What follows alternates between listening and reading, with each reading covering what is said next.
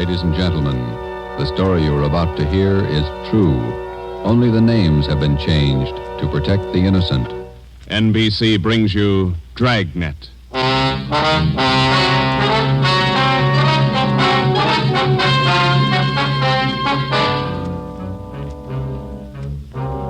You're a detective sergeant. You're assigned to burglary detail. A gang of hijackers has started to work in your city. Truckloads of valuable merchandise have vanished. The thieves are clever, seem to have a foolproof system. Your job, find them. Dragnet, the documented drama of an actual crime, investigated and solved by the men who unrelentingly stand watch on the security of your home, your family, and your life. For the next 30 minutes, in cooperation with the Los Angeles Police Department, you will travel step by step on the side of the law through an actual case from official police files. From beginning to end, from crime to punishment, Dragnet is the story of your police force in action. It was Thursday, March 6th. It was windy in Los Angeles. We were working the night watch out of burglary detail. My partner's Ben Romero. The boss is Ed Backstrand, chief of detectives. My name's Friday. I was on the way back from the record bureau, and it was 5:35 a.m. when I got to room 2A. Interrogation room. Read this to him, Ben. Yeah. 2,600 dozen nylon stockings, 45 bolts of silk, 58 cases imported perfume. Where are you dumping this stuff, Laval? That's what we want to know. I told you the truth. I have nothing to do with it. I don't know anything about it. What was this stolen waybill doing in the cab of your truck? How many times do I have to tell you? I don't know. Your fingerprints are all over it. You must have carried it there. I didn't carry it there. Somebody's out to frame me. How many in the hijack gang, Laval? I'm not in a hijack game. I told you I don't know. When are you going to let me go? Who's the head of the gang? I don't know any head of the gang. I want to get out of here. You're covering for somebody. I'm not covering for anybody. You take the rap for all this, you're going to have a beard down to your knees by the time you get out. I'm not taking any rap. Then let's have it. Oh, I'm tired. $42,000 worth. You know who took it, you know where it is. They could have disappeared anywhere on their way from the east to the 1,000 places. Nothing was missing from those shipments when they came in on the train. Everything was there when they were unloaded at the warehouse. Then I don't know. I don't know. Every dollar's worth was accounted for when it was loaded on the truck. Well, where is it now? I'm tired. We've been here all night. Let me read it for you again. 2,600 dozen nylon stockings, 45 bolts of silk, 58 cases imported perfume. And you're trying to tell us somebody hijacked all that from the trucks without you knowing it? The trucks were loaded at the warehouse. We went out to eat. We came back, got in the trucks, delivered the stuff, and that's all I know. And while you were out eating, the receipts for the load disappeared, too. Is that right, Laval? I don't know where the waybills are. The shipping clerk, that's his job. We talked to him. He says one of you could have taken the waybill. Well, then he's lying. I didn't take him. Then what was this waybill doing in the cab of your truck? I told you, I don't know. Somebody's trying to frame me. Why? I don't know. Somebody, I don't know why. Then you better come up with an answer, mister. Look, I'm tired. We've been here since 6 o'clock last night. We're all tired. Who you covering for? What are you trying to build? Any of that coffee left, Ben? It's cold. That's all right. You want some, Laval? No.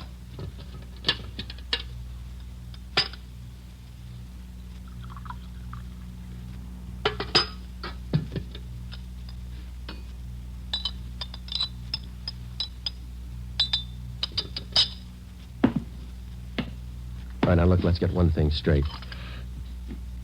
We've been here all night. We can be here all day, tomorrow, the day after that, and the day after that. Yeah. We got enough to make you on this. You know that, and we're going to stay with you to tell us the truth, everything. I've told you all I'm going to tell you. If we stay here for 6 months, you got it all. This your home phone, Hillside 8321. That's right, 8321. What time's your wife get up, Laval? What do you mean? Ben, get an outside line. Yeah. You're not going to call my home. That's Hillside 8321, Ben. Outside, please. Don't do that. Don't. Not my wife. Please. All right. Ask the questions again. This time I'll give you the answers. Thomas Laval was 38 years old. He was a well-respected man in his community. Sometimes it's like that. You can question a man for hours, and he'll never give you any information. But somewhere in every man's makeup, there's a weak point. We were lucky enough to find Laval's. He told us that he would give us the locations where the hijacked goods were hidden. He told us the addresses were written on the ledge of a windowsill on the 7th floor of the Teamsters Union Hall. It was 8:30 a.m. On the 7th floor, is that right? Yeah. Do me a favor. Don't make it too big. Well, look, we have to walk through the hiring hall before we get to the elevators in the back. Yeah? These handcuffs. They'll see them, all the guys in the hall. They know me. Can't you take them off my wrists till we get in the elevator? Sorry, Laval. Well, I won't try anything, but don't make me walk in front of them with these on. Sorry. Just till we get in the elevator. Can't you do that? I don't want the guys to see me. Well, here's my overcoat, Laval. I'll drape it over your hands here, and they won't see the cuffs. There you are. Come on.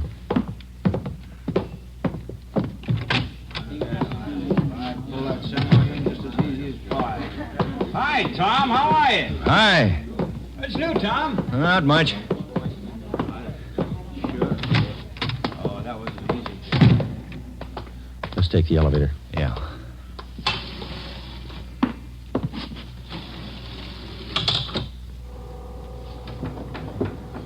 Cigarette? No, thanks. Joe? Yeah, okay. Thanks.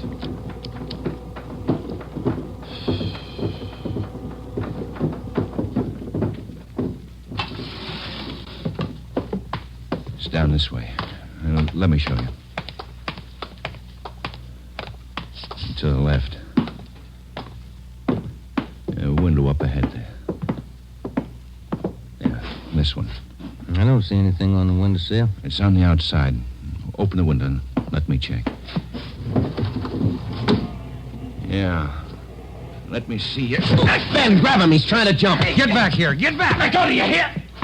Go! Get him, Joe. I can't hold him. He's pulling me out. Hold on, Ben. Grab me. Joe. He's slipping. Try, Joe. Hold on. He's kicking loose. I can't hold him. Hold him, Joe. Ben!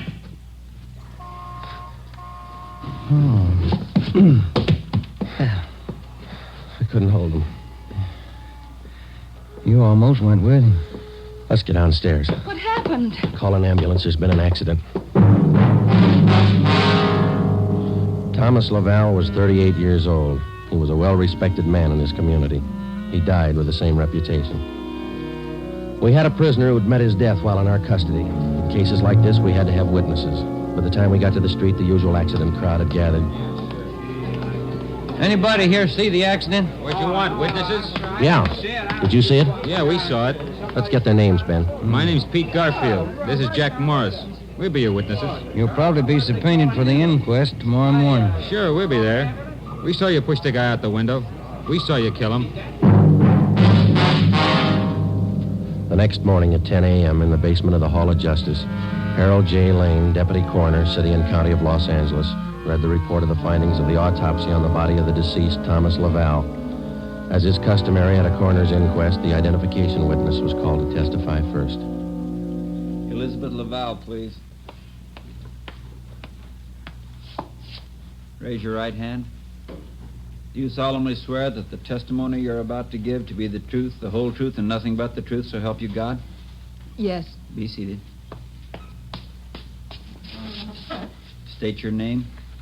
Elizabeth Laval, What is your address? 1216 East Camarillo Drive. What is your occupation? I'm a housewife. What is your relation to the deceased?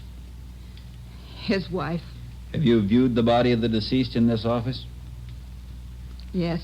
Who was the deceased? Husband. Thomas Laval. Is there anything further you wish to add? Thank you. Step down, please. Joseph Friday. Raise your right hand. Do you solemnly swear that the testimony you're about to give to be the truth, the whole truth, and nothing but the truth, so help you God? I do.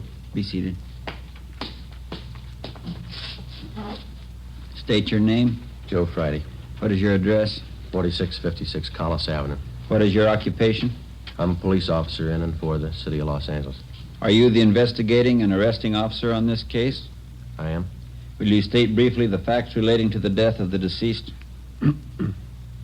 On the morning following the arrest by us of the deceased on suspicion of grand theft merchandise, He expressed a desire to assist us in the apprehension of suspects involved in these thefts and the recovery of property taken in them. Did he assist you? Well, he informed us that if we took him to the Teamsters Union Hall, that he'd be able to obtain addresses of the locations where the stolen property was cached. You then took him there. Yes, we did. What happened? When we arrived, he requested us to remove his handcuffs. We refused.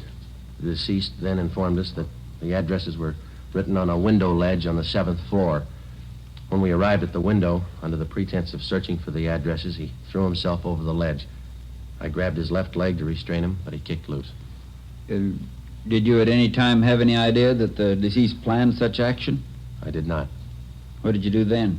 We immediately went to the location of the body and had an ambulance dispatched. Do you have anything further to state? No, I have not. Are there any questions from the jury? That's all, Officer Friday. Step down. Peter Garfield. Raise your right hand. Yeah. Do you solemnly swear that the testimony you're about to give to be the truth, the whole truth, and nothing but the truth, so help you God? Yeah? Be seated. State your name. Pete Garfield. What is your address? 1654 North Pico. What is your occupation? Truck driver. Down at General Warehouse. Did you know the deceased? Yeah? How did you know him? I worked with him. And that cop's a liar, and so's his buddy sitting over there. Please confine the testimony of this inquest to facts. Were you present at the time the deceased met his death? I told you I was. And those two cops pushed Tom out of the window. Where were you at the time the deceased was pushed or jumped from the window? Jack and I just left the Union Hall. We were going out the front door when it happened. What attracted your attention? I heard him scream. When I looked up, Tom was falling. That cop was standing at the window watching him. Did you see the officer push him? Yes, I saw him. Did I understand you to say you were on the street outside the building at the time? Yeah. And you saw the officers push the deceased from the window on the 7th floor from your vantage point? Yeah. Isn't it true that that's a physical impossibility? What is? That you could have seen what you testified to from where you were standing? I know they pushed him. You know or you saw? I know, that's all. Tom wouldn't jump out of a window. Then it's true you didn't see the officers push the deceased out of the window? No, I didn't see him. Is there anything further you'd like to add? They must have pushed him. Any question from the jury? That's all, Garfield. Step down. Dorothy River. Raise your right hand. Yes, Do you solemnly swear that the testimony you're about to give to be the truth, the whole truth, and nothing but the truth, so help you God? I do. Be seated. State your name. Dorothy River, What is your address? 211 South Beverly Drive. And what is your occupation? I'm a stenographer at the Teamsters Union Hall. Were you present the morning the deceased met his death? I was. State where you were and what you were doing. I was in our office on the 7th floor doing some filing. Please state what you witnessed. The filing cabinet in our office is by the door. The office faces on the hallway, and the door happened to be open. I heard a commotion and looked out. I saw those two officers struggling with a man. Did you hear any conversation? Yes. I heard that officer there say, "Get back here, get back." The man outside the window yelled, "Let me go, let me go." And this officer here, Officer Friday, said, "He's pulling me out. Hold on, Ben, grab me." How far from the window were you? I'd say about 15 feet. Do you have anything else to add? Yes. As the two policemen started downstairs, Officer Friday said to me, "Call an ambulance. There's been an accident." Thank you, Miss River. Those officers didn't push that man out the window. They were trying to hold him. After hearing additional witnesses, the coroner's jury retired at 11:57 a.m. 8 minutes later, they returned with their decision. The deceased met his death voluntarily and by his own actions. The homicide detail continued the investigation of Laval's death. A week went by. With homicide working one side, we hoped that they might turn up additional leads in the hijacking case. Nothing turned up. At It seemed that with the death of Thomas Laval, our leads came to an abrupt stop. On Tuesday morning, March 16th at 9 a.m., we got a call from Chief of Detectives Ed Backstrand. Now, once more, what about the way bills on these shipments? You checked them? Everything we could. Talk to everybody that handled them. And talk to him some more. $42,000 in merchandise doesn't just disappear. Now, who's the last one to handle those way bills? The warehouse shipping clerk. The bills were signed and stamped. 2 hours after he filed them in his desk, they disappeared. What about the truck drivers? You checked them out? Talked to all of them. Nothing so far. Nothing was missing from those shipments until they left the warehouse. Is that right? Yeah. And somewhere in between the warehouse and the delivery points, $42,000 worth of goods disappeared. Somebody's got to be hijacking those loads. We know that, but how do we get to it? Maybe they're working alone. Maybe they're working with the truck drivers. It's one of the others. Got to be. We just hadn't lost Laval. Well, you lost him. That doesn't close the case. You got a suggestion? Yeah, I got a suggestion. Crack it.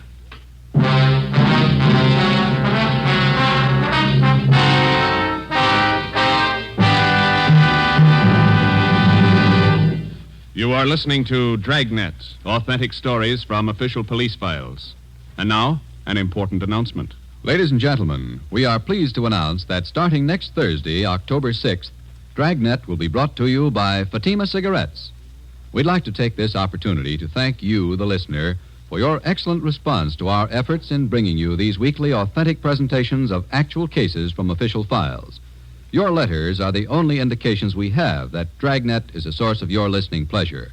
We'd like to hear from all of you. Starting next Thursday, October 6th, over most of these same NBC stations, Dragnet will be heard weekly at 10:30 p.m. Eastern Standard Time, immediately following the Supper Club.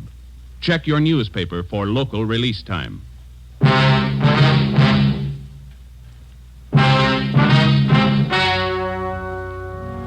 We stayed on the job. Another week went by. No leads. We spent so much time at the general warehouse where the merchandise disappeared that we almost got to be a part of the crew.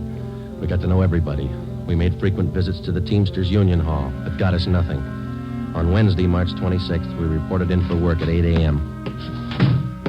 Friday, Romero. Yes, Skipper? You fooled around just long enough. They hijacked another load last night. $38,000. What outfit? Same, general warehouse. Who's your contact down there? Ray Hobart, shipping clerk. I'll hop down there right now and get the details. Right, Ed. There are 2 ways to solve this thing. Yeah? You can get those hijackers now or wait till General Warehouse goes out of business. Get on it.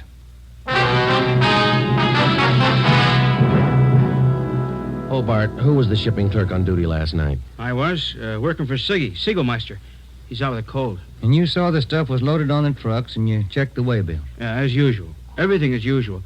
Checked the trucks out at 2 a.m., went back to the office, filed the waybills. You work a pretty heavy schedule, Hobart. You started at 2 a.m. and you're still on duty? It took the last 4 hours of Siggy's shift, at 2 a.m. to 6 a.m.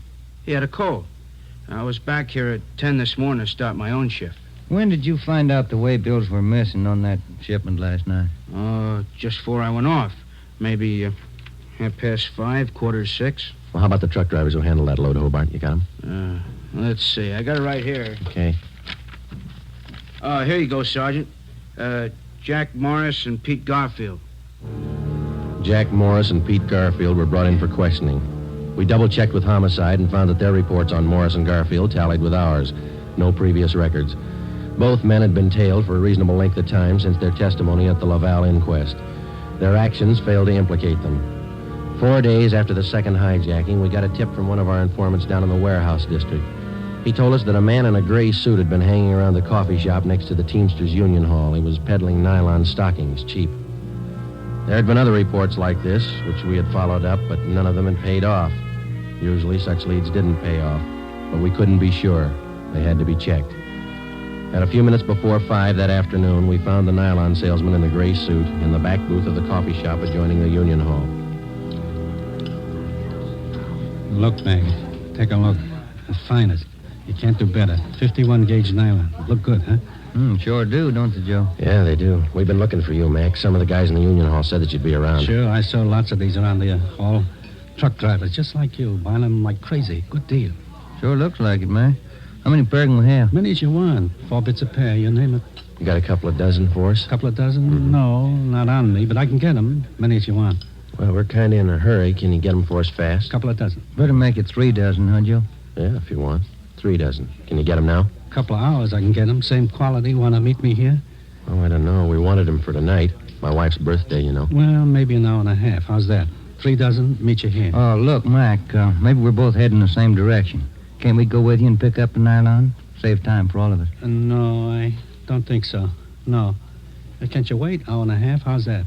Ever find a better buy? I'm sorry, Mac. I wish we had the time.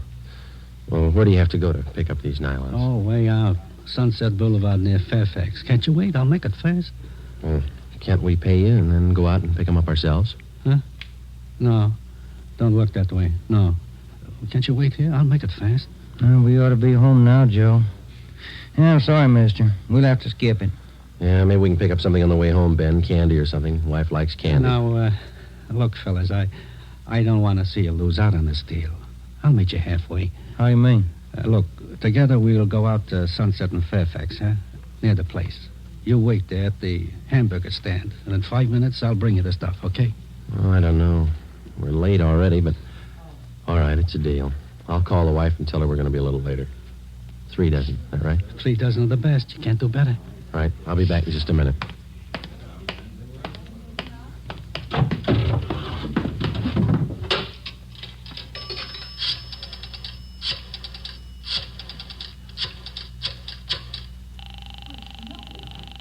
.253. 2523. Chief of Detectives Office, Chandler. Mike, Joe Friday, Backstrand there? Out right now, Joe. Well, then do me a favor, Chandler. Make it fast. Get a couple of men out to Sunset and Fairfax as fast as you can. Tell them to watch for Ben and me. You got that? Yeah, what else? We'll drive up in our car with another man. Ben and I will get out of the car and go in the hamburger stand. The other man will walk off. Whoever you get, tell him to follow that man. You got it? Right. All right. Just tail him. See where he goes, see what he does. Okay, Joe, right away. All set, Joe? She got dinner ready? Yeah, just about. We better hustle. Sure. Best deal in the world. Let's go. At 5 minutes to 6, we pulled up at the corner of Sunset Boulevard and Fairfax. It was almost dark. Ben and I got out of the car and started over for the hamburger stand on the corner. We caught a glimpse of Barcy and Kaplan in one of our detective cars parked in a gas station on the opposite corner. They had their eyes on our man. When the traffic signals changed, the man crossed the street and headed down Fairfax. Barcy and Kaplan waited a minute, and then they took off after him. He turned at the next corner and disappeared from sight. Ben and I ordered a cup of coffee, and we sat down to wait. At 6:30, we were still waiting. At 5 minutes to 7, I went across the street to the drugstore and called the office. Barcy and Kaplan hadn't been heard from. Their car, 105K, was not acknowledging calls. I had my call switched from communications to Backstrand's office. Well, they lost him Friday. I don't know how they lost him, but they lost him. Well, who's out there now? Sullivan and Whitney took a detail out there. They're combing the neighborhood right now. Well, how did it happen? A man just doesn't disappear into thin air. That's what I keep telling you about that stuff that's been hijacked. The search for the nylon salesman went on all that night and most of the next day. From his description, we ran a make on him. No previous record. He had disappeared completely. We were right back where we'd started from. The only thing we could do was to start backtracking, re-questioning the people at General Warehouse, the truck drivers, the shipping clerks. We kept a close check on Garfield and Morris, and we went back to the only possible lead still remaining, Mrs. Laval. She could tell us nothing more than we already knew. When we left her, we started on the neighbors for the second time around. For the rest of the day, we canvassed the immediate neighborhood. We got as many opinions of the Lavals as they had neighbors. At 3:30 that afternoon, we visited with Miss Gertrude Langster, a 50-year-old maiden lady who lived almost directly across the street from the Laval house. She'd been out of town the first time we covered the neighborhood. The old saying goes, Sergeant, there's no fool like an old fool. Oh, say, if I told you the chances I had when I was a girl. Yeah, but we just... not truck drivers like that. Laval man, God rest his soul. But fine, wealthy men, bankers, lawyers. Templeton Grant, you remember him? No, ma'am. I was engaged to him once. Butterfly waist, that's what he used to call me. Well, I was slim in those days. Would you like to see some pictures of me as a girl? No, thank you, ma'am. We'd just like to ask you a few questions, that's all. Could you tell us if the Lavals had many visitors to their house in the past 6 months or so? Oh, my, no. Funniest thing, I am the nosy type, Sergeant. I like to know everything that goes on around my neighborhood, and you can take my word for it, the Lavals never had visitors. You know, Sergeant Friday, you remind me of a young man I used to be engaged to just a few years ago. Yes, Miss Langston. Now, would you tell us, please? Did you have any reason to think that there was something little out of the ordinary about the Laval? Oh, little out of the ordinary, he says, but my dear man, yes. Here he was, a truck driver, and there she was with a home furnished like the Astors. Why, I even used to see him cart some of the things home in that car, his beautiful things, rugs and glassware, bolts of fabric. Oh, gorgeous. And he'd bring these things home after work. Is that it, Miss Langston? Anytime. Day or night, weekends, anytime. Mm-hmm. After 4, Joe, we better call office. Yeah. Now, are you sure of all that you've told us, Miss Langster? Sure. Oh, my dear man, of course I'm sure. I watched him week after week. Well, thank you. Won't you stay for a cup of tea? I'll have Josephine fix it. Josephine? No, thank you, ma'am. Well, then, perhaps a glass of sherry? Thank you, no. But there is something. Yes? I wonder if we could use your phone, please. Oh, yes. In the hall, next to the umbrella stand. Thank you, ma'am.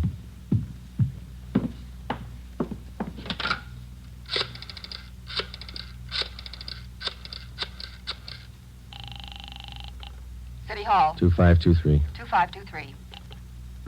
Backstrand. Friday, Ed. Nothing much here. Well, there's something here. Barcy and Kaplan just called. Pete Garfield left his house half an hour ago.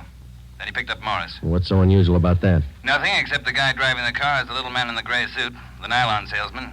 Barcy and Kaplan are tailing him. Where are they now? Headed north out Riverside Drive. Well, there's nothing out there but a golf course and a lot of riding stables. I don't care what they do for recreation. Go get them. With red light and siren, it took us 12 minutes to pick up Barcy and Kaplan on Riverside Drive.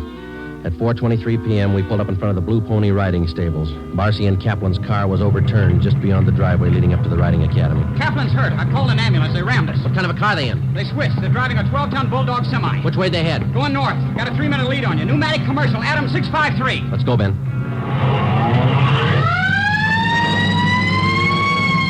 Can you see him, Joe? No, not yet. Watch that crossing. Up ahead, Joe. That's a semi. Can you read it? Wait a minute. Adam 653. That's them. Took a right on Lancashire. Don't lose them. They're pushing that semi too hard. Look at that trailer sway.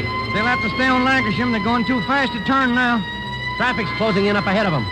They better not turn. That's what they're doing. Look at that trailer whip. They're going over. Into that storefront.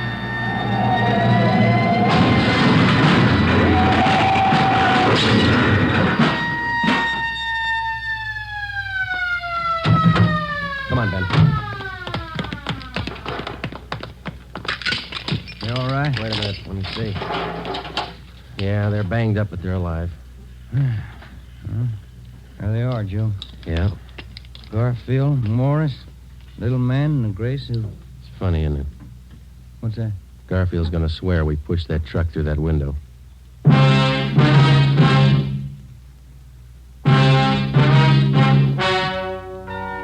The story you have just heard is true. Only the names were changed to protect the innocent. Peter Garfield, Jack Morris, and John Dolfo, the stocking salesman, were hospitalized and later brought to trial. They were convicted on charges of grand theft and received sentences as prescribed by law. They are now serving their terms in the state penitentiary. You have just heard the 18th in a new series of authentic cases from official files. Technical advice for Dragnet comes from the Office of Acting Chief of Police W.A. Wharton, Los Angeles Police Department. Tonight's program is dedicated to motorcycle officer Elmer Forsman of the Fresno, California Police Department, who on the afternoon of October 6, 1946, gave his life so that yours might be more secure. Remember, starting next Thursday night, October 6th, Fatima Cigarettes invite you to listen to Dragnet immediately following the Supper Club. That's 10:30 p.m. Eastern Standard Time over most of these same NBC stations. Check your newspaper for local release time. Dragnet came to you from Los Angeles. Judy Canova joins the star lineup of Saturday shows tonight on NBC.